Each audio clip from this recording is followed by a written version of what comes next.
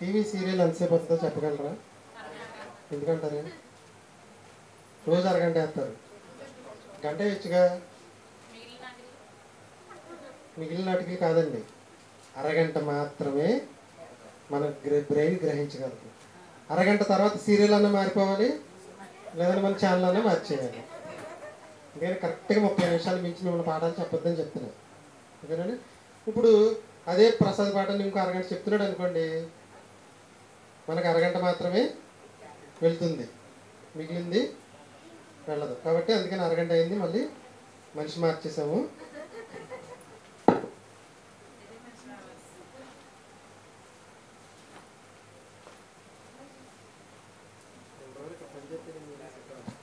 సరే, మూడో పాఠం అండి.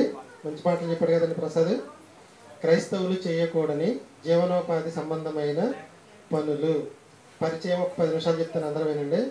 జీవనోపాధి అంటే మనిషి బ్రతకడానికి చేసుకునే పని. ఈ లోకపు జీవనోపాధి కలవారై ఉండాలని దేవుడు కోరుకుంటున్నాడు. ప్రతి మనిషి కూడా ఏదో ఒక పని చేసుకుని బ్రతకాలని దేవుడు కోరుకుంటున్నాడు. జీవనోపాధి అంటే తన జీవిత అవసరాలను తీర్చుకోవడానికి ఆదాయాన్ని సంపాదించే మార్గము లేదా వృత్తి. దీనిని ఏమంటారంటే జీవనోపాధి. సాధారణంగా కొంతమంది ఏమంటారంటే ఉపాధి, వ్యాపారం, వ్యవసాయం, చేతి వృత్తులు లేదా ఇతర ఆదాయ వనరుల ద్వారా డబ్బులు సంపాదించడమే జీవనోపాధి అంటారు. జీవనోపాధికి కొంతమంది ఆహారం ద్వారా, కొంతమంది గృహం ద్వారా, కొంతమంది విద్య ద్వారా, కొంతమంది ఇంకా రకరకాల వనరుల ద్వారా జీవనోపాధిని సంపాదించుకుంటారు. మనిషి జీవనోపాధి ఎందుకోసం అంటే ఆహారం కోసం. జీవనోపాధి ఆహారం కోసం, అవసరాల కోసం, ఇంటి కోసం, చదువు కోసం, ఆరోగ్యం కోసం, పిల్లల కోసం, ఇలా మనం ఆధారపడడం అనేది జరుగుతుంది. జీవనోపాధి ద్వారా వచ్చే డబ్బులు వీటికి మనం వాడుకుంటాం. ఉదాహరణకు ఒక వ్యక్తి ఉద్యోగం చేసినా, వ్యాపారం చేసినా, వ్యవసాయం చేసినా, కూలి పని చేసినా దేనికోసం చేస్తాడు అంటే జీవనోపాధి కోసమే. జీవనోపాధి కోసమే, జీవనోపాధిని పొందడం కోసమే. గ్రామీణ ప్రాంతాల్లో అయితే వ్యవసాయం, పశుపోషణ, చేతి వృత్తులు, చిన్న వ్యాపారాలు జీవనోపాధి మార్గాలుగా ఉంటాయి. అదే పట్టణాలు అయితే ఉద్యోగాలు, వ్యాపారాలు, చేతి పనులు జీవనోపాధి వనరులుగా మనకి ఉంటాయి. క్లుప్తంగా జీవనోపాధి అంటే అర్థం ఏంటంటే జీవనాన్ని నడిపించడానికి ఆర్థిక స్థిరత్వాన్ని అందించే ఏదైనా ఆదాయ మార్గం. ఏంటంటే జీవనాన్ని నడిపించడానికి ఆర్థిక స్థిరత్వాన్ని అందించే ఏదైనా ఆదాయ మార్గం. మన పాఠం ఏంటంటే క్రైస్తవులు చేయకూడని జీవనోపాధి సంబంధమైన పనులు. క్లుప్తమైన ప్రశ్నకు స్పష్టమైన సమాధానం పరిశుద్ధ గ్రంథం వెలుగులో మనం అందరం కూడా నేర్చుకుందాం ఈరోజు.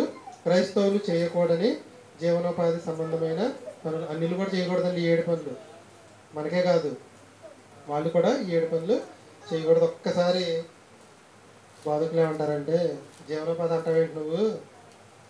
మేము బోధకులు, విశ్వాసులందరూ దశంభాగాలు తీసుకొచ్చితే మేము వింటాము, మాకు జీవనోపాధి సంబంధమైన పని ఏంటి అని అడుగుతున్నారు. పాత నిబంధనలు లేవీలకు మాత్రమే జీవనోపాధి సంబంధమైన పని లేదు. కొత్త నిబంధనలు అందరూ ఏదో పని చేసుకోవాల్సిందే. దానికి ఆధారం ఏంటంటే 2 తెస్సలోనికీయులకు రాసిన పత్రిక 3వ అధ్యాయం 11వ వచనం. తెస్సలోనికీయులకు రాసిన 2వ పత్రిక 3వ అధ్యాయం 11వ వచనం. తెస్సలోనికీయులకు రాసిన 2వ పత్రిక, మీలో కొందరు ఏ పని చేయక. పరుల జోలికి పోవడం అంటే మీరు ఇవ్వండి మేము తింటాం. 2:11 అట్టి 3:11. తెస్సలోనికీయులకు రాసిన 2వ పత్రిక 3వ అధ్యాయం 11. మీకు నేను చెప్పిన వెంటనే రెఫరెన్స్ తీయాలంటే చిన్న స్తోత్రం చెప్తాను నేనండి. ఆల్రెడీ 3 పాటలు రిలీజ్ చేశాను. 66 పుస్తకాలు ఒక పాట, 39 పుస్తకాలు ఒక పాట, 27 పుస్తకాలు ఒక పాట. 3 పాటలు కానీ అది ఒక పాట కానీ, ఒక పాటలు అన్నీ వస్తాయి. బాగా విన్నారనుకోండి, సీరియల్ గుర్తుంటుంది మనకి. టక్ మనకి దీని పక్కన దీని తర్వాత ఐడియా వచ్చేస్తుంది. పాట బాగా వినండి, లేదంటే హెడ్డింగ్స్ అన్న చదువుకుందాం. తెస్సలోనికీయులకు రాసిన 2వ పత్రిక 3వ అధ్యాయం 11వ వచనం. మీలో కొందరు ఏ పని చేయక పరుల జోలికి పోతుంది. జీవనోపాధికి ఏ పని చేయట్లేదు అంటండి, పరుల జోలికి పోతున్నారు. జీవనోపాధికి ఏమీ లేదండి. సక్రమంగా నడుతారు, అక్రమంగా నడుతారు. అక్రమంగా బైబిల్లో చూపించి నడుతారు. అక్రమంగా బయట గురించి చెప్పట్లేదు, ఇది క్రైస్తవుల గురించి. అట్టి వారు నెమ్మదిగా పని చేయడం. మనం అందరం కూడా జీవనోపాధి సంబంధం ఏదో పని కలిగి ఉండాలండి. పని చేసుకోవడం తప్పు కాదు, దేవుడిచ్చిన ఆజ్ఞ. తర్వాత సొంతముగా సంపాదించుకొనిన ఆహారము భుజింపవలెనని మన ప్రభు అయిన యేసుక్రీస్తు పేరట వారిని ఆజ్ఞాపూర్వకముగా అంటే కాబట్టి జీవనోపాధికి ఏదో పని చేసుకుని మనిషి బతకాలి. క్రైస్తవులు మెయిన్గా ఏదో ఒక జీవనోపాధి పని తప్పనిసరిగా ఉండాలని మాట సారాంశం. మరి జీవనోపాధికి ఎన్ని పనులు ఉన్నాయంటే పని చేసుకోవటమే జీవనోపాధి. జీవనోపాధికి ఏదైనా సొంతంగా పని చేసుకోమన్నారు కదా, ఏ పని అయినా చేయొచ్చు అని అనుకుంటే కుదరదు. ఎన్ని పనులు ఉన్నాయండి జీవనోపాధికి? చాలా ఉన్నాయి. ఓ మాటలో చెప్పాలంటే కోటి విద్యలు ఉన్నాయి. జీవనోపాధికి ఎన్ని ఉన్నాయి? కోటిలో చేయదగిన 7 ఉన్నాయి. చేయకూడని ఎన్ని ఉన్నాయి? 7 ఉన్నాయి. మిగిలిన ఎన్ని చేయదగినవి? మిగిలినన్నీ కూడా చేయదగినవి కదా, తర్వాత చెప్తా చివరిలో మీకు ఏది చేయొచ్చు ఏది చేయకూడదు. మరి జీవనోపాధికి ఏదో పని చేసుకోవాలి, కానీ అన్ని పనులు చేయదగినవి కావు. కాబట్టి వాటిలో కొన్ని చేయకూడని పనులు కూడా ఉన్నాయి. అవి ఈరోజు మనం నేర్చుకుందాం. కూటి కోసం ఎన్ని విద్యలు ఉన్నాయి? కోటి విద్యలు. కోటి విద్యల్లో చేయకూడనివి ఇవి. మొదటిదండి వడ్డీ వ్యాపారం, తాకట్టు వ్యాపారం. ఇప్పటి వరకు మనలో ఎవరైనా చేసామనుకోండి, దేవుని క్షమించమని అడిగి ఈ రోజు నుంచి దాన్ని వదిలేయాలి. మొన్నొకరోజు చెప్పాను మీకు, పాపం అని తెలిసిన తర్వాత దాన్ని విడిచిపెట్టువాడు రక్షింపబడును. గుర్తుందా గుర్తులేదా? ముందు వారం చెప్పాను నేను, గుర్తులేదండి? ఆజ్ఞను విని విడిచిపెట్టాలి. విడిచిపెట్టకపోతే పాపం అనమాట. Okay, right. ఫస్ట్ చేయకూడని వ్యాపారం ఏంటంటే పని ఏంటంటే వడ్డీ వ్యాపారం, తాకట్టు వ్యాపారం. లోకంలో చాలా పనులు ఉన్నాయి, కానీ ఈ కోటి విద్యల్లో చాలామంది ఎన్నుకున్నది ఏంటంటే వడ్డీ వ్యాపారం, తాకట్టు వ్యాపారం. సులువుగా డబ్బులు సంపాదించడానికి దీన్ని ఎన్నుకున్న మార్గం అనమాట. సులువుగా డబ్బులు సంపాదించడానికి దీన్ని ఎన్నుకున్నారు. కానీ పాత నిబంధనలోనే దేవుడు ఏం చెప్పాడంటే నిర్గమాకాండం 22:25లో వడ్డీకి ఇయ్యకూడదు. నిర్గమాకాండం 22:26లో కూడా తాకట్టు పెట్టుకోవద్దు. 2 మాటలు కూడా నిర్గమాకాండం మనకు రాయటం అనేది జరిగింది. కానీ మనుషులు ఏం చేస్తున్నారంటే తాకట్టు పెట్టుకున్న వాడికన్నా తాకట్టు ఇచ్చేసి ఇంటి దగ్గర కూర్చుంటాడు చూసారా, ఆడిగానే మొరపెడితే దేవుడు ఈడు తోలు తీస్తాడంట. అదే అక్కడ రాయబడింది నిర్గమాకాండం 22:25, 22:26లో రాయబడిన సారాంశం ఏంటంటే దుప్పటిని తాకట్టు పెట్టేశాడు. వాడు దుప్పటిని పక్కన పెట్టి ఆల్రెడీ దుప్పటే ఉంటుంది, ఆడు దుప్పటే కప్పుకోడు, తాకట్టు పెట్టుకున్న దాన్ని కప్పుకోడు. ఆడు దుప్పటి ఆడు కప్పుకున్నాడు, తాకట్టు పెట్టింది అక్కడ ఉంది. కానీ ఈడు ఏం చేస్తున్నాడంటే దేవుడు నా దగ్గర దుప్పటి తాకట్టు పెట్టుకున్నాడు, నాకు చలి పెడుతుందని మొదలు పెడుతున్నాడు. దేవుడు ఏం చేస్తాడు?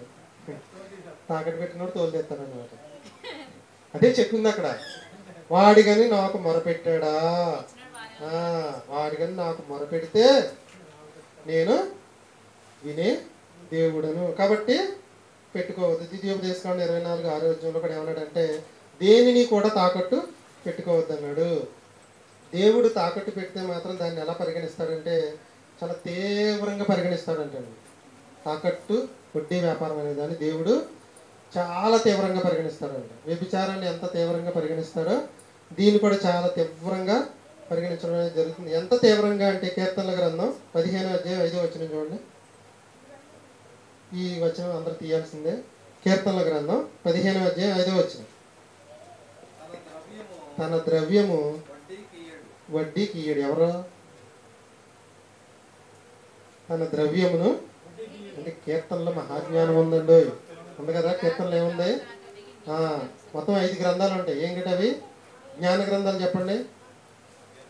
కీర్తనలు, సామెతలు, ప్రసంగి, పరమగీతం. ఎన్నిసార్లు చదివినా కొత్త విషయాలు తెలుస్తాయి మనకి. ఎన్నిసార్లు చదివినా కొత్త విషయాలు బయటకు వస్తాయి కాదండి.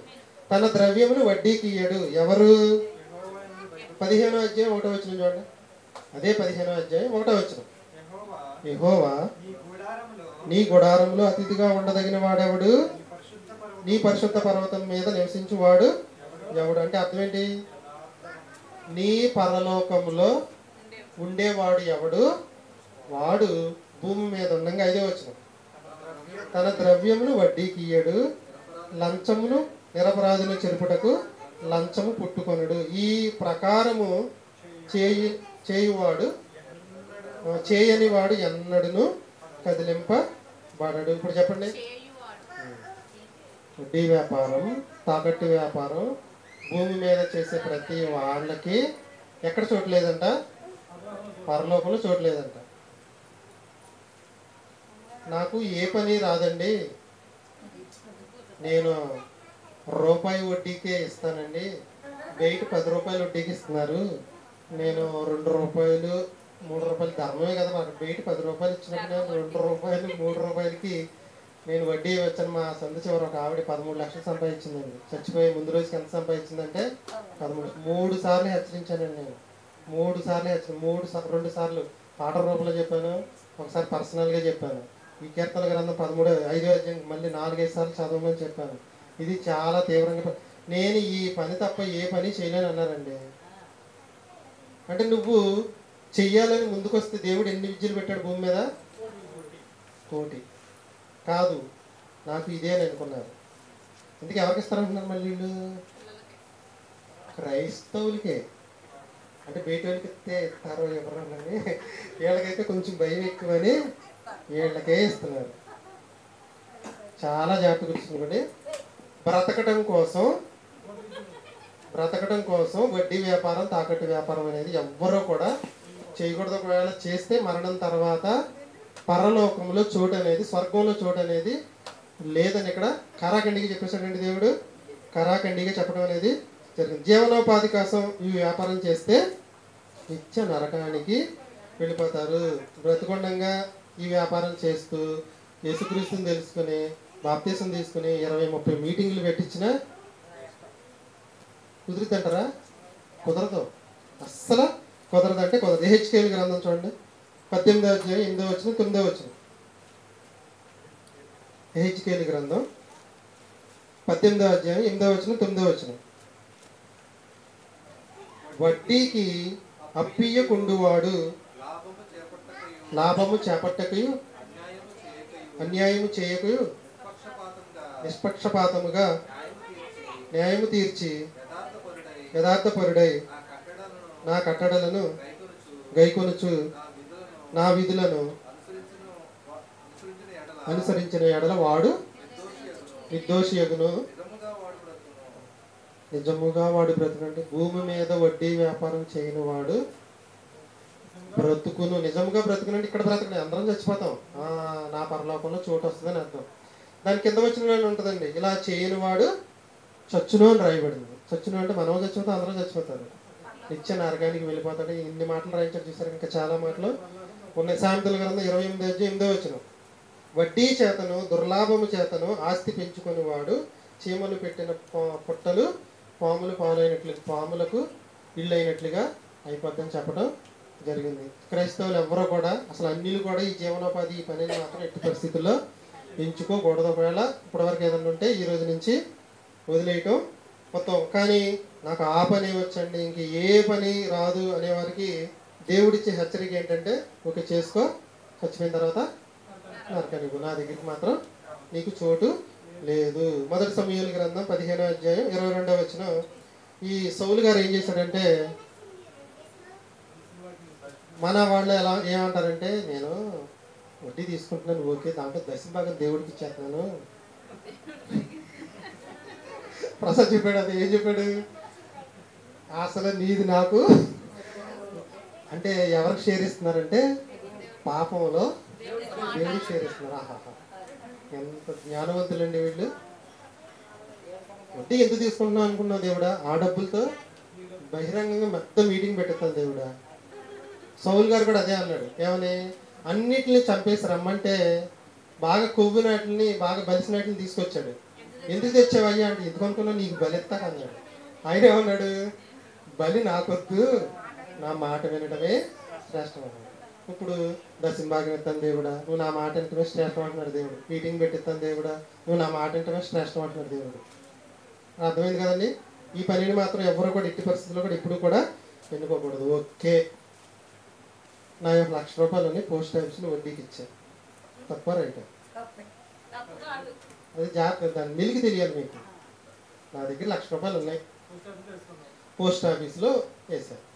వాడు 40 పైసలు వడ్డీ ఇస్తాడు. ₹40 కాదు, 40 పైసలు.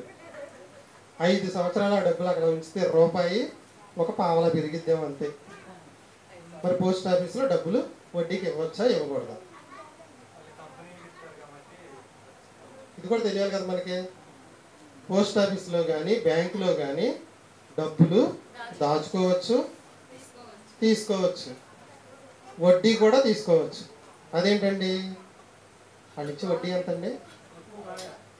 40 పైసలు, 50 పైసలు, 60 పైసలు. డబ్బులు సేఫ్గా ఉంటాయి ఉండవా? డబ్బులు సేఫ్గానే ఉంటాయి, ఏ బాధ కూడా ఉండదు. ఎందుకంటే నేను మీకు ఇది ఒక పాఠం కూడా ఒకసారి చెప్పాను, మీకు గంట పాఠం చెప్పినప్పుడు చెప్పట్లేదు.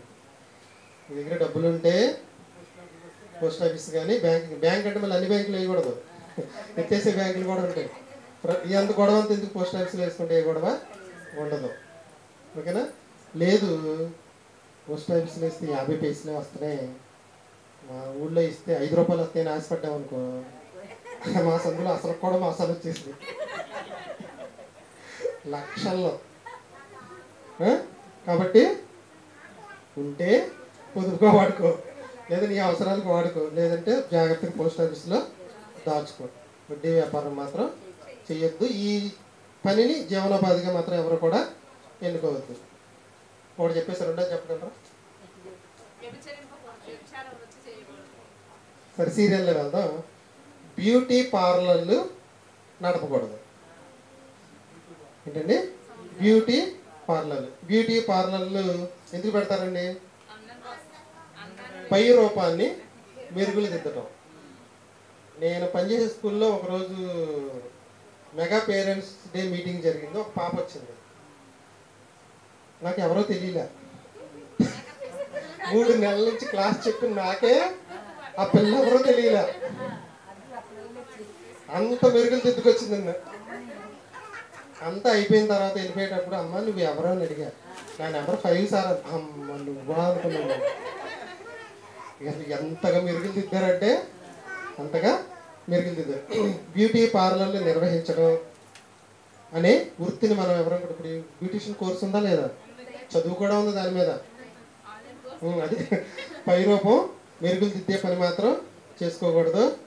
ఆరోగ్యాన్ని నాశనం చేస్తుంది. పై రూపాన్ని మెరుగులు దిద్దితే చర్మం అంతా కూడా పాడైపోతుంది. కాబట్టి దేవుడిచ్చిన అందం మనకి చాలు, మెరుగులు దిద్దవలసిన పని లేదు. కృష్ణమాయని గోరింతా పెట్టుకోండి, తప్ప రైట్?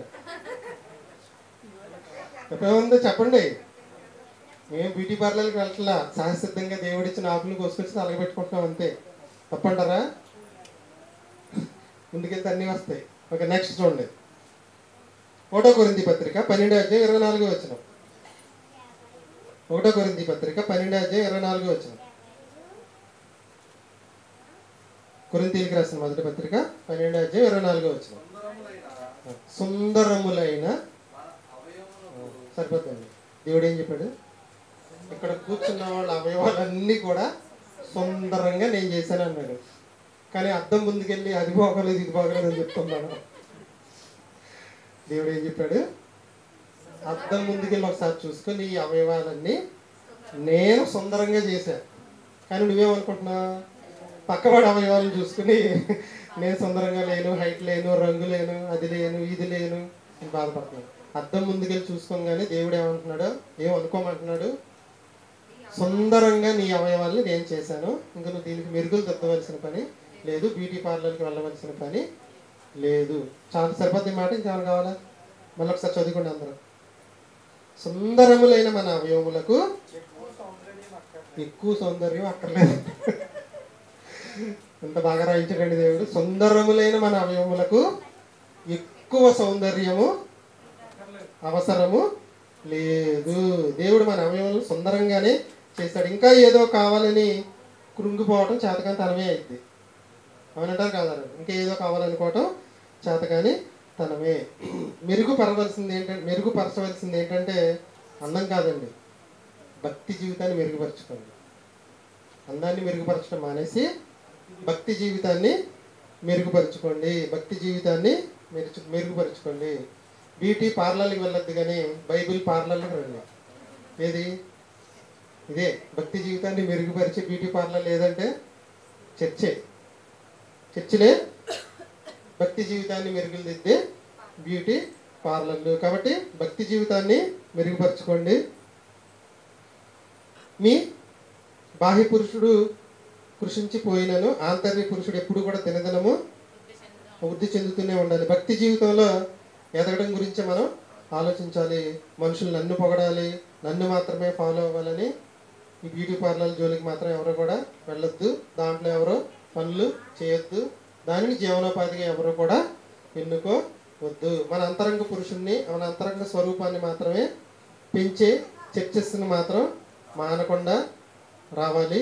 స్పిరిచువల్ బ్యూటీ పార్లర్స్ ఏమంటే మనం సంఘాలు మాత్రమే స్పిరిచువల్ బ్యూటీ పార్లర్స్. కాబట్టి క్రైస్తవులు ఎవరు కూడా బ్యూటీ పార్లర్లు నడపకూడదు. ఈ కోర్సు కూడా ఎవరు కూడా నేర్చుకోకూడదు. ఎందుకు?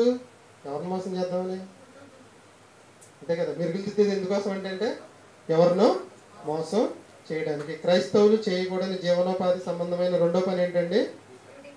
1 కొరింథీ పత్రిక 12:24 వచ్చిన ప్రకారం సుందరములైన మన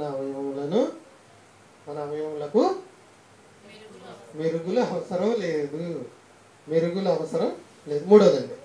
మూడోది క్రైస్తవులు చేయకూడని జీవనోపాధి సంబంధమైన పని ఏంటంటే మద్యం వ్యాపారం, మద్యం దుకాణంలో పనిచేయటం. మద్యం అమ్మటం వల్ల ఎవరికైనా నష్టమండి? తాగినోడు అందరికీ నష్టమే, కుటుంబాలకు కూడా నష్టమే. నేను తాగనండి, షాప్లో మాత్రమే పనిచేస్తానని వెళ్ళొచ్చు అంటారా? నేను తాగనండి, అమ్మడానికి మాత్రమే వెళ్తానంటాం. అమ్మడం కూడా తప్పే కదండి. అమ్మడం కూడా తప్పేనే కదా?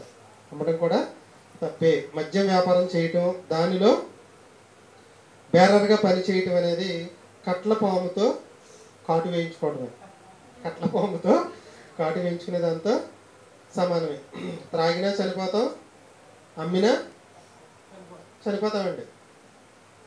అమ్మినా మనం బతికే ఉంటామా? ఏంటారండి, ఎప్పుడొకప్పుడు చచ్చిపోతాం. కానీ జీవనోపాధికి ఈ పనిని మాత్రం ఎందుకంటే ఎన్నో కుటుంబాలను నాశనం చేసే ఈ మద్యం వ్యాపారం జోలికి మనం ఎవరు కూడా వెళ్ళకూడదు. ఎఫెసీయులకు రాసిన పత్రిక 5:18 ప్రకారం మద్యముతో మత్తులై ఉండకుడి, దానిలో దుర్వ్యాపారము కలదు. యెహెజ్కేలు గ్రంథం 5:22 మద్యం త్రాగే వాళ్ళకి శ్రమ, త్రాగే వారికి అందరికి కూడా శ్రమ అని రాయడం జరిగింది. సామెతల గ్రంథం 20:1 తీయండి అందరూ. మద్యము అల్లరి పాలు చేయును. సామెతల గ్రంథం 20:1. మద్యం వ్యాపారం చేయటం కానీ దాంట్లో పని చేయటం కానీ తప్పు. ఇది దేవుడు మెచ్చే పని కాదు. ఎంతోమంది జీవితాలు నాశనం చేసి ఈ వ్యాపారం జోలికి కానీ దీన్ని అమ్మే జోలికి కానీ మనం జీవనోపాధిగా దీన్ని ఎన్నుకోకూడదు. దాన్ని కొంతమంది అమ్మడానికి ఎందుకు ఎన్నుకుంటారంటే ఎక్కువ డబ్బులు వస్తాయి. మామూలు చేసే పనుల కన్నా ఆ పనికి ఎక్కువ డబ్బులు వస్తాయి, తక్కువ టైం పని చేయాలి. సామెతల గ్రంథం 20:1 మద్యము వెక్కిరింతల పాలు చేయును, అల్లరి పుట్టించును, దాని వశమైన వారందరూ జ్ఞానము లేని వారు అని చెప్తుంటే మన క్రైస్తవులు కొంతమంది షాప్ పెట్టి ఏమంటారు, ప్రభు వైన్స్ ఊళ్ళో ఉన్నాయి. ప్రభు వైన్స్, ప్రభు కారం మర్ర. నా పేరు సంఘానికి పెట్టుకుంటారా బాబంటే ప్రతిదానికి పెట్టుకోవడం అనేది జరుగుతుంది. సరే మద్యం అమ్మం కానీ కళ్ళు అమ్ముతామని అంటారు. కళ్ళు చెట్టు నుంచి వస్తుంది కదా, కళ్ళు అమ్ముతాం అంటారు. తప్పరేంటి మీరు చెప్పండి?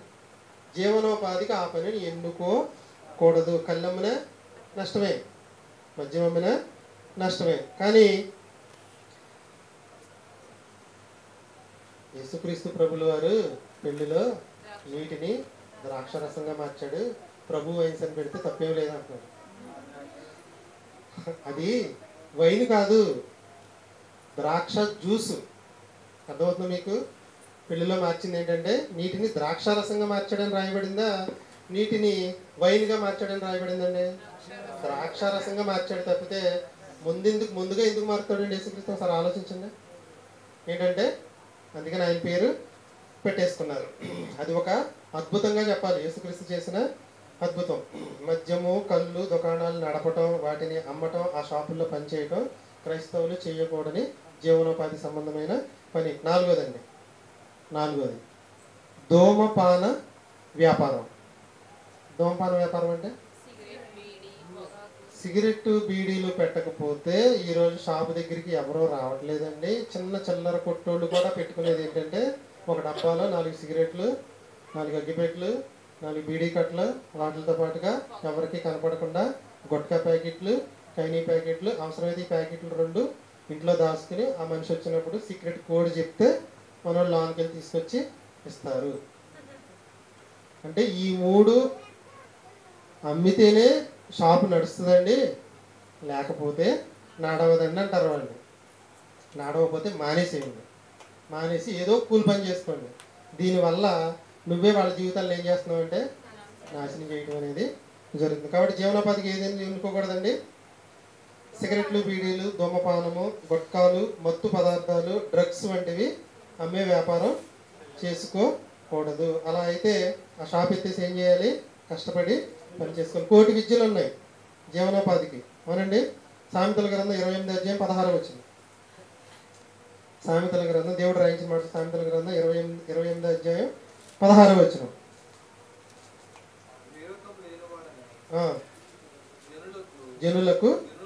జనులను అధికముగా అధికారి దుర్లాభమును ద్వేషించుకోవడం. అంటే ఆ 2 అమ్మితే ఎక్కువ డబ్బులు వస్తాయి తెలుసా మీకు? సిగరెట్లు అమ్మినా, బీడీలు అమ్మినా, గుట్కాలు అమ్మినా, డ్రగ్స్ అంటే మత్తు పదార్థాలు అమ్మినా. మన ఊళ్ళో తాగేవాళ్ళు అన్నారు, డ్రగ్స్ కూడా తీసుకునే వాళ్ళు అన్నారు. కరోనాలో అలవాటు అయిపోయింది మన ఊళ్ళో, చాలా మందికి అలవాటు అయిపోయింది. అవి అమ్మితే ఏమొస్తుంది వాళ్ళకి? మామూలు లాభం కానీ ఎక్కువ లాభం వస్తుంది. దుర్లాభము. చూడండి, దుర్లాభము ద్వేషించువాడు. దుర్లాభాన్ని ఏం చేయాలి? ద్వేషించాలి. కానీ ఏం చేస్తున్నారంటే వీళ్ళు, కింద చదవండి, దీర్ఘాయుష్మంతుడు అగును, దాన్ని ద్వేషించేవాడు దీర్ఘాయుష్మంతుడు అగును, దేశము కట్టుకొనిన వాడు ఎక్కడికి? గోతికి అంటే సమాధికి. మనం వెళ్తాం, వాడు వెళ్తాం, కానీ వాడు పరిగెత్తి దేనికోసం అంటే నరకానికి వెళ్ళడానికి. మనకు వచ్చేది కొంచెమైనా చాలు, దుర్లాభం అనేది వద్దు. సామెతల గ్రంథం 16 అధ్యాయం 8 వచ్చిన అన్యాయంగా వచ్చేదానికంటే నీతిగా సంపాదించేది కొంచెమైనా మనకు మేలు చేస్తుందని రాయటం అనేది జరిగింది. కాబట్టి నీతితో జీవనోపాధి చేసే కొంచెం వచ్చినా మనకు చాలని ఆ పనిని మనం ఎన్నుకోవాలి. యెషయా గ్రంథం 55 అధ్యాయం 2 వచనంలో ఆహారము కాని దాని కొరకు మీరేలా రోకలనిచ్చెదరు. అంటే ఆహారము కాని దానిని నువ్వు షాపు పెట్టి అమ్మి డబ్బును సంపాదించి దాంతో నీ జీవనోపాధిని గడుపుకోవద్దు. మొదటి చెప్పండి, వడ్డీ వ్యాపారం, తాకటి వ్యాపారం, బ్యూటీ పార్లర్లు నడపడం, పనిచేయడం, దాంట్లో మద్యాన్ని అమ్మటం, దాంట్లో పనిచేయడం. 4వది ధూమపానం, గుట్కాలు, మొత్తం అన్నీ కూడా షాపుల్లో.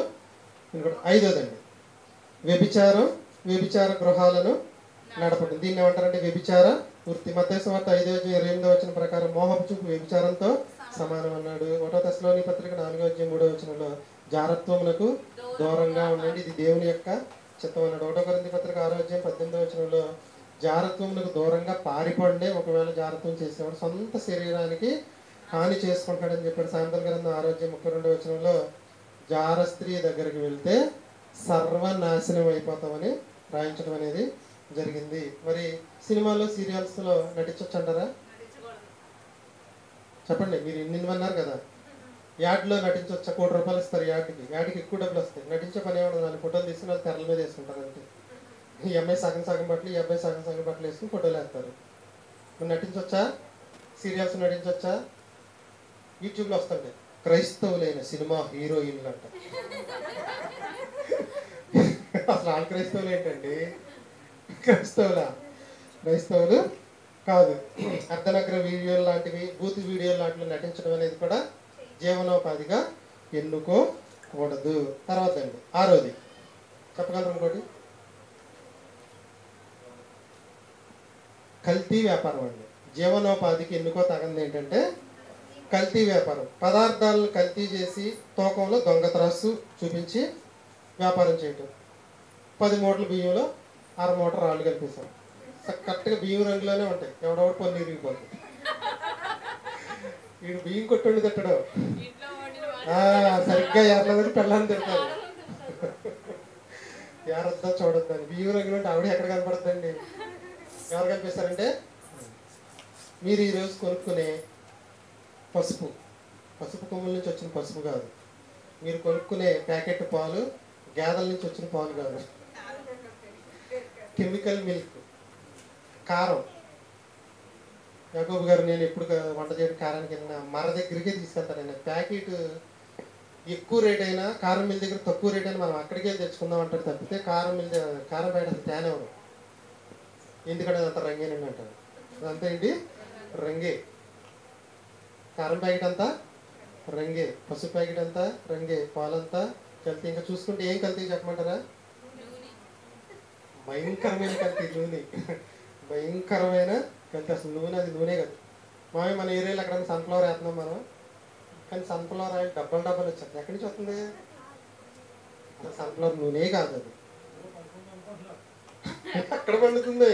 ఎవరు వేస్తున్నారు? ఎవరు వేయట్లా. కానీ నూనె మాత్రం డబ్బలు. ఇలా చూసుకుంటే చాలా ఉన్నాయండి. కల్తీ వ్యాపారం చేయకపోతే నాకు వ్యాపారం సాగదనుకుంటే మానేసి జీవనోపాధి కష్టపడి ఏదో పని. అంటే దేవుడు అంత చేతగానోడండి. నేను నీతి నిజాయితీగా చేసే పని నేను ఎన్నుకుంటానండి, నీకు ఏ పని ఇప్పించనంటారు దేవుడు? అంత చేతగానోడు ఏమి కాదు. నువ్వే ముందుకి రావాలి. కాబట్టి ఏం చేయాలండి? దేవుని పిల్లలకి ఇటువంటి పనులు అనేవి జీవనోపాధికి ఎన్నుకోకూడదు. ఇవి చాలా జాగ్రత్తగా ఉండాలి. ఎక్కువగా చూసుకుంటే మనకి నెయ్యి కల్తీ ఎక్కువగా జరుగుతుంది ప్రస్తుతానికి. ఏది మనిషి ఎక్కువగా కొంటాడో, ఏ దానికి ఎక్కువ రేటో దాన్ని కల్తీ చేస్తే ఎక్కువ డబ్బులు వస్తాయి. నెయ్యి ఏలూరులో కొని ఏది కూడా నెయ్యి కాదండి, అంతా కూడా కల్తీ నెయ్యి. ఇంకా చూసుకుంటే ఆహార పదార్థాలు కల్తీ, దారుణాతి దారుణమైన కల్తీలు అనేవి జరుగుతున్నాయి. మనం చాలామంది కోటా బియ్యం కొంతమంది లేని వాళ్ళకి ఇస్తారు, కొంతమంది మామూలుగా 12 రూపాయలు 13 రూపాయలకి అమ్మేసుకుంటారు. వాడు దాన్ని తీసుకెళ్ళి చక్కగా మరబట్టించి ఆడిచ్చి ఇడ్లీ రవ్వ ఉప్మా రవ్వ నీకే అమ్ముతున్నాడు. ఎంత దారుణం అండి, ఎంత దారుణం. కేజీ ఎంత? మనం ఎంతకి ఇచ్చాం వాడికి? 12 రూపాయలు 13 రూపాయలకి ఇచ్చాం. వాడు మనకి 50 రూపాయలు తీసుకొచ్చి దాన్నే అమ్ముతున్నాడు. ఇంకా సన్నాల్లో జరిగే మోసం ఏంటో తెలుసా? ఈ బియ్యాన్ని డబల్ పాలిష్, త్రిబుల్ పాలిష్ చేస్తారనుకోండి, ఎంత లావుగా ఇంత కాస్త సన్నగా అవుతుంది. సన్నాల బియ్యంలో కలిపి కొట్టేస్తారు. జీలకర్ర రైస్ అంట, జీలకర్ర సైజులో ఉన్నాయి. కల్తీ వ్యాపారాన్ని మన జీవనోపాధిగా మనం ఎన్నుకోకూడదు. ఆమోసు గ్రంథం 8వ అధ్యాయం 5వ వచనం ప్రకారం, తూము చిన్నది రూపాయి ఎక్కువదిగా దొంగ త్రాసు తీయకూడదు. తూము చిన్నదంటే కాటాలో మోసం చేయొద్దని చెప్తున్నాడు. రూపాయి ఎక్కువ అంటే అత్యధిక లాభాలకి వ్యాపారం చేయొద్దని చెప్తున్నాడు. సామెతల గ్రంథం 11వ అధ్యాయం 1వ వచనంలో, దొంగ త్రాసు యెహోవాకు హేయము, సరి అయిన గుండు ఆయనకు ఇష్టము. యెహెజ్కేలు గ్రంథం 45వ అధ్యాయం 10వ వచనం, కరాత్రాసు దేవునికి ఇష్టం. కరాత్రాసు అంటే పర్ఫెక్ట్ బ్యాలెన్స్, కరెక్ట్గా ఉండాలి. జీవన వ్యాపారంలో మనిషి చిక్కిపోయి ఏం చేస్తున్నాడంటే బయటకు రాలేకపోతున్నాడు. ఈ వ్యాపారాల్లో చిక్కుపోయిన తర్వాత ఏం చేయలేకపోతున్నారంటే బయటకు రాలేకపోతున్నారు. 7వది. ఎన్ని చెప్పాను? 6వది చెప్పాను. 7వది, ఇతర మత సంబంధమైన దేవాలయాల్లో పనిచేయడం, దానిలో ఉద్యోగాలు సంపాదించి అక్కడే ఉండడం, లేదంటే అక్కడ పని చేయడానికి వెళ్ళడం అనేది జీవనోపాధిగా ఎన్నుకోకూడదు. ఎందుకు ఎన్నుకోకూడదు చెప్పండి? ఇది క్రైస్తవులకు తగినది. ఎందరో ఈ పనిని ఎన్నుకోవడం అనేది జరిగింది. ఎందుకు చేయకూడదు? ఇప్పుడు అన్నింటి కారణాలు చెప్పుకుంటూ వచ్చాం. ఈ పనిని ఎందుకు ఎన్నుకోకూడదు అంటారు? దేవుడు ఒక్కడే అన్నీ పనికి వెళ్తున్నాను అక్కడికి. సరే, గుళ్ళకి వెళ్ళిన తర్వాత ఏం సౌండ్ పెడతారు చెప్పండి మీకు? వెళ్ళిన దగ్గర నుంచి వచ్చిన దగ్గర మనం వినేదంతా కూడా అదే. ఆత్మ ఏమి తింటుంది? ఆత్మ, శరీరం అన్నం తింటుంది. ఆత్మ ఏం తింటుంది? మనం వినే ప్రతిదీ తింటుంది, చూసే ప్రతిదీ ఆత్మ తింటుంది. ఎవరో చెప్పారు మీకు పాఠం ఇది. శరీరం తినేది అన్నం అయితే, ఆత్మ తినేది చూసే ప్రతిదీ తింటుంది, వినే ప్రతిదీ తింటుంది. అక్కడికి వెళ్ళి ఏం తింటాడు? ఆత్మకు అదే తినిపిస్తాడు. ఇంటికి వచ్చిన కాడి నుంచి పడుకున్నప్పుడు ఏమవుతుందంటే అదే అవుతుంది. అక్కడికి వెళ్ళిన తర్వాత ఉన్న వాళ్ళు అందరూ కూడా హారతి అద్దుకుంటారు. ఈయన ఒక్కడే అద్దుకోకుండా పక్క నుంచి దూరుకుంటారు వాళ్ళు. ఇంకా చెప్పుకుంటే చాలా ఉంది కాబట్టి ఇతర మత సంబంధమైన దేవాలయాల్లో పనిచేయడం అనేది జీవనోపాధిగా క్రైస్తవులు ఎన్నుకోకూడదు. ఇది క్రైస్తవులకి తగినది. ఎందుకో మీకే అర్థమైంది. దేనిని భావించి మనం గుర్తించేస్తారంటే వాళ్ళు కూడా మీకు చెప్పడం అనేది జరిగింది. ఈ క్రైస్తవులు జీవనోపాధికి కోటి విద్యల్లో ఈ 7 పనులు కూడా మనం ఎన్నుకోకూడదు. మిగిలిన ఏదైనా చేయొచ్చు అంటే మిగిలిన ఏ పనైనా చేయొచ్చు. కాబట్టి మిగిలిన ఏ పనులైనా ఎన్నుకోండి అని చెప్పారు. ఓకే, మరి గవర్నమెంట్ ఉద్యోగం అండి, 7 పనులు మీరు చెప్పండి ఒకటి ఉంది, నేను చక్కగా పొద్దున్న ఒకసారి సాయంకాలం ఒకసారి లంచం తీసుకుంటామని చెప్పాడు. మీరు చెప్పిన 7 పనుల్లో లేదు కదండి ఇది. మీరు చెప్పిన 7 పనుల్లో లేదు. దానికి కూడా సమాధానం చెప్తాను వినండి. ప్రశ్న కూడా నేనే అడిగాను, సమాధానం కూడా నేనే మీకు చెప్తున్నాను. 7 పనులు జీవనోపాధికి ఎన్నుకోకూడదు. ఒకవేళ ఎన్నుకుంటే మన మరణం తర్వాత మనకి నరక ప్రాప్తే కానీ స్వర్గప్రాప్తి రాదు. మిగిలిన అన్ని పనులు ఏ పనైనా ఎన్నుకోండి, కానీ కండిషన్లు 3 ఉన్నాయి. అర్థమైందా? మిగిలిన ఏ పనైనా ఎన్నుకోండి, కానీ దాంట్లో 3 కండిషన్లు ఉన్నాయి. ఏంటంటే మొదటిది లంచం పుట్టుకోకూడదు, రెండోది నీతిగా ఉండాలి, మూడోది న్యాయంగా చేయాలి. నా ఉద్యోగం ఉంది, నేను లంచం తీసుకోకుండా నీతిగా న్యాయంగా నా పని నేను చేసుకున్నాను అనుకోండి, దేవుడు ఒప్పుకుంటాడు. జీవనోపాధికి ఎన్నుకున్న పని ఓకే. కాదండి, నేను మద్య వ్యాపారమే చేస్తాను, గవర్నమెంట్ ఇచ్చిన లాభమే తీసుకుంటాను, ఎక్కువ తీసుకోను, ఎక్కువ ధరకు అమ్మను అని నువ్వు అన్నా, నేను నీతిగానే ఉంటాను న్యాయంగానే ఉంటానన్నా, అసలు ఆ పని దేవుడు ఎన్నుకోవద్దన్నాడు. అది నువ్వు అమ్మడం వల్ల ఏం జరుగుతుందంటే ఎంతోమంది ప్రాణాలు పోతున్నాయి. అమ్మేవాళ్ళు ఎవ్వరు లేకపోతే మద్యం అమ్ముతారంటారా? మన ఏరియా ఇప్పుడు మామూలుగా కరోనాలో మద్యం షాపులన్నీ క్లోజ్ అండి. పాపం బిడ్డలు 3 నెలల పాటు ఏమీ తాకుండా ఉన్నారండి. నిజం. భయం ఏంటి తెలుసా? తాగితే కాదు, బయటికి వెళ్తే చచ్చిపోతామేమోనని తాకుండా పట్టుకుని ఉన్నారు. నిజం, ఇది జరిగింది, వాస్తవం. కానీ కరోనా అయిపోయిన తర్వాత అంటే తాకుండా ఉండగలరు, ఉండకపోతే చెప్పండి, మీకు సహజ లక్షణాలు తాకుండా ఉండాలి. కాబట్టి చెప్పండి, జీవనోపాధికి ఎన్నుకున్న పనుల్లో 7 ఉండకూడదు. మిగిలిన ఏ పని అయినా ఎన్నుకోవచ్చు, దాంట్లో లంచం తీసుకోకూడదు, నీతిగా ఉండాలి, న్యాయం కూడా. ఈ 3 కండిషన్లు అప్లై చేసుకుని మన జీవనోపాధికి ఏదో పని చూసుకుని దర్జాగా బ్రతకచ్చు చచ్చిపోయే వరకు భూమి మీద.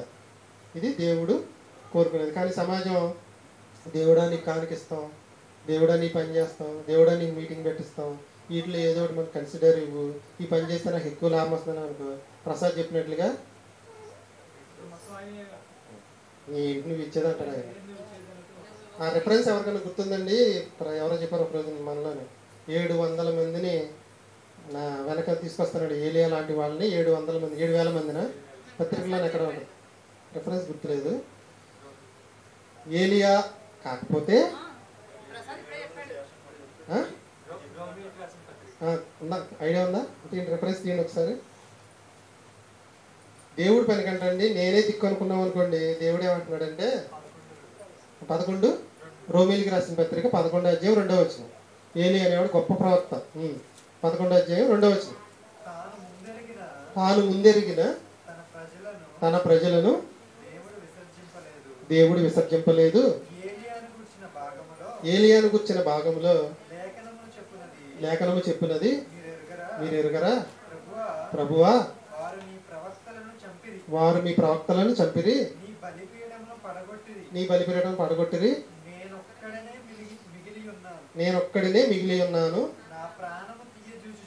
నా ప్రాణము తీయజూచున్నారని ఇజ్రాయేలుకు విరోధముగా దేవుని ఎదుట అతడు వాదించుచున్నాడు. అయితే దైవోక్తి అతనితో ఏమి చెప్పుచున్నదంటే, బయలుకు మోకాళ్ళలోనని. ఏలియా లాంటి వాళ్ళు ఎంతమంది ఉన్నారంటండి? 7,000 మంది ఉన్నారు. నువ్వు తప్పుకుంటే 7,000 మంది లైన్లో ఉన్నారు. అలాగే జీవనోపాధికి 7 పనులు ఎన్నుకోకుండా మనం ఉంటే ఏదో ఒక పని దేవుడు ఇవ్వడంటారా? వాళ్ళు ఇస్తాడండి, ఖచ్చితంగా ఇస్తాడు. ఎవరి మీద ఆధారపడాలంటే మనం దేవుడి మీద ఆధారపడాలి. సర్వేశ్వర బాబు గారు ముందు ప్రార్థన చేస్తారు, ముగించుకుంటాం. 5 నిమిషాలు లేట్ అయింది, క్షమించాలి.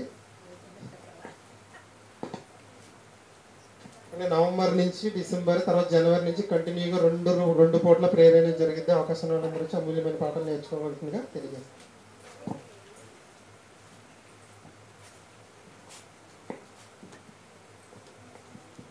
ప్రార్థన చేసుకున్నామండి.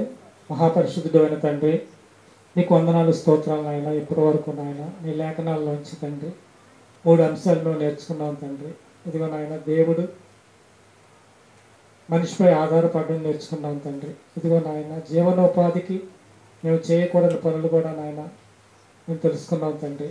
మరి ఆ పనులన్నీ కూడా తండ్రి మేము చేయకూడదని విని మరి వాటిని చేస్తే తండ్రి, మరి నాయన వాక్యం విని మమ్మల్ని మేము మోసం చేసుకున్నట్లుగానే ఈ వాక్యం సెలవిస్తుంది కనుక తండ్రి, నువ్వు చేయకూడదన్నవి చేయకుండా నువ్వు చేయమన్నవి చేసుకుంటూ తండ్రి, నీ కొరకు నాయన వాక్యం విన్న మేము తండ్రి ఆ పనులు దూరంగా ఉంచుకొని తండ్రి నీకు ఇష్టమైన బిడ్డలుగా నాయన మా హృదయంలో నువ్వు ఇచ్చిన వాక్యాన్ని నిలుపుకుంటూ తండ్రి ప్రతి నిత్యము నాయన నీ వాక్యాన్ని హెచ్చరిక ద్వారా నాయన మేము స్వీకరించి భయంతో కూడిన భక్తి కలిగి నీ వాక్యానుసారంగా మేమందరం బ్రతికి అయ్యా నిన్ను సంతోషపెట్టే జీవితం మాకు ఈ భూమి మీద మేము కలిగి ఉండటానికి సహాయం చేయమని త్వరకు నాయన మా జీవితం ముగింపంతా కూడా నాయన నీకు సంతోషం కలిగించి మేమున్న పరలోక రాజ్యంలో మేమందరం ప్రవేశించే స్థితిని మేము సంపాదించుకోగలగటానికి నీ కృప సహాయం చేయమని ప్రార్థన చేస్తున్నాం తండ్రి. వాక్యం విన్న మేము వాక్య ప్రకారంగా నడుచుకోవటానికి నాయన నీ సహాయం మాకు అనుగ్రహించమని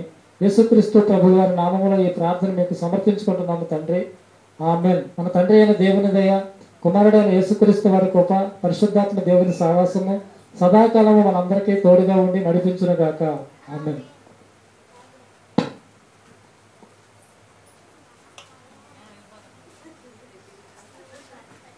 ప్రసాద్ నేను తీసుకొస్తాను, అందరూ వెళ్ళిపోండి.